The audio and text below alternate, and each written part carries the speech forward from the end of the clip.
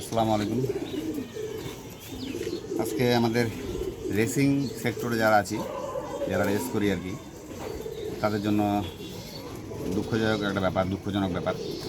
সেটা হচ্ছে আমরা শুরুতেই নভেম্বর মাসে ব্রিডিং প্রস্তুতি নেই। ভালো করে ক্যালসিয়াম যা দরকার যত প্রকার প্রসেসে কমপ্লিট করার পর কৃমির কোষ যা আছে সব কমপ্লিট করার পর একটা বাচ্চা ব্রিডিংয়ে বসাই।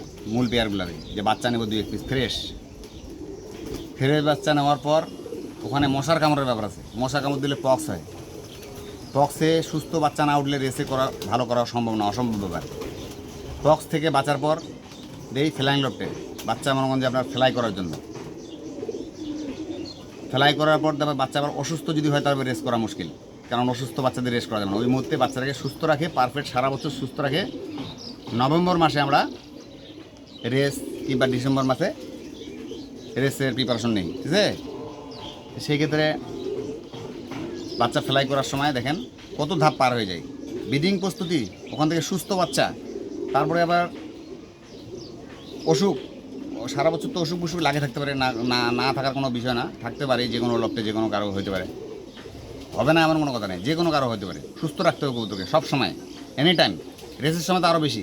তারপরে এবার দেখেন ফ্লাই করতে যে কবুতর, বাড়ি যে লোকেশন চিনাবো আমি 1-2 মাস উড়াবো, ফ্লাই করতে যে কবুতর দেখেন কী অবস্থা করছে।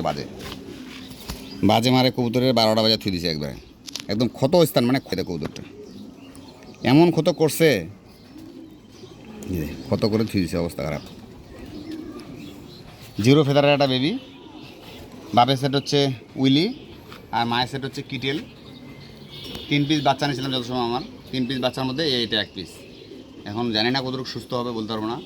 আমরা যারা রেস করি তাদের জন্য শুধু কষ্টদায়ক এটাই যে আমরা সব কিছু থেকে কবুতরকে বাঁচায় রাখতে চাই, কিন্তু আসলে কিছু করার থাকে না। প্রাকৃতিক বাজ হচ্ছে, প্রাকৃতিক খাদ্য খায় বাচ্চা জীবনযাপন করে। তো এই যে সবার, মানে আমরা রেসিং হিস্টোরি যারা আছি তাদের দুঃখজনক একটা ভিডিও বানালাম আমি। আমার একটা কষ্টদায়ক, আমি দেখি নাই কোন দিন যে মারছে, পরশু দিন মানে মারছে যত সময়, আর দেখতে পারিনি। আজকে দেখতেছি ক্ষত স্থানটা ভরে গেছে পুরো। সকলে ভালো থাকুন। আসসালামু আলাইকুম।